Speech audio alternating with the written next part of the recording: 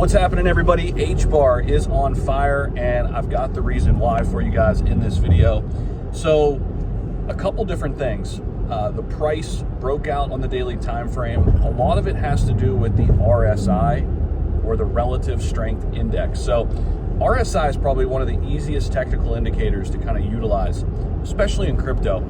You know, that, and I would say the MACD. But coming back to the RSI, essentially, we were way oversold. Anytime we get down below 30 on the RSI, that is an indication that buyers will most likely step in. This is a scale from 0 to 100. Anytime we get over 70, an asset is traditionally overbought. Usually people will step in and sell. Well, on the RSI, Hbar was primed and ready, and we have the breakout. It's the top mover in the top 100. But this is also coming on the heels of some major news that we just got like 3 days ago. And that has to do with Hbar and Swift, guys. So we're on a 24% price surge right now, climbing to the 11th spot globally, surpassing Litecoin, which is an OG, of course, been around forever. The rally follows Swift's announcement of integrating Hbar's blockchain across North America, Europe, and Asia. Now, remember, Swift is the current system used in the United States to send money cross borders.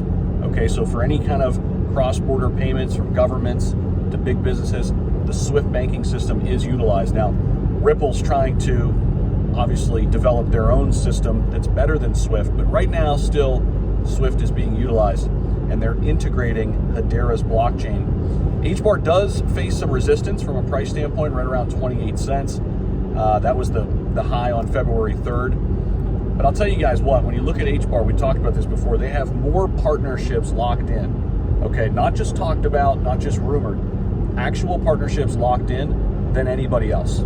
So it's one of my top holdings. We've been talking about it for a really long time. It fits the mold, it fits the narrative in which we want to invest in right now. It's an American-based company based out of Boston. They've been around multiple cycles. They're ISO 22 compliant, right, with the big banks. And I think it's going to be a darling when it comes to institutional money pouring in, big banks investing, and now this partnership with Swift kind of solidifies that idea, right? So Hbar, I still think, has a lot of room to run here, but that's why Hbar is exploding here today. And we'll continue to see if it can break through that resistance at 28 cents as well. Guys, in other news, the market's looking pretty stable, pretty solid.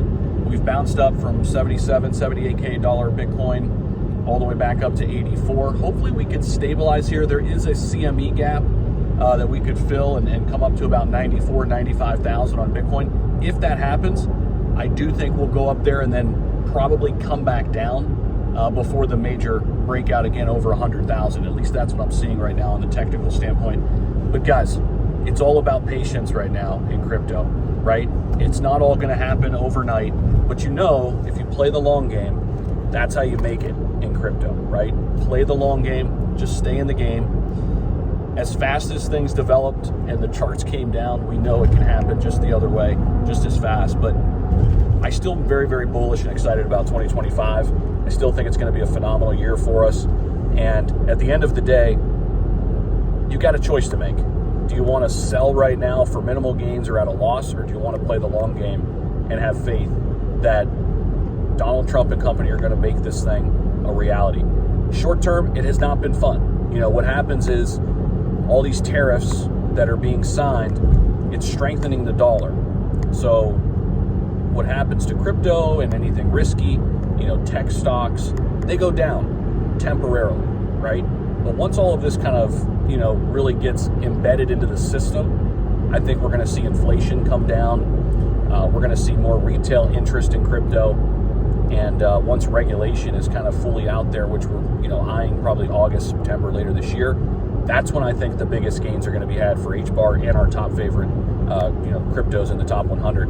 I'm still eyeing Q4 this year, the back half of this year. So what do we do now? We stack our chips and prepare for that moment. And then obviously we take profits along the way once that happens. So appreciate you guys for rocking with us. Don't forget to like the video, subscribe if you haven't already. Have a great weekend. We'll see you.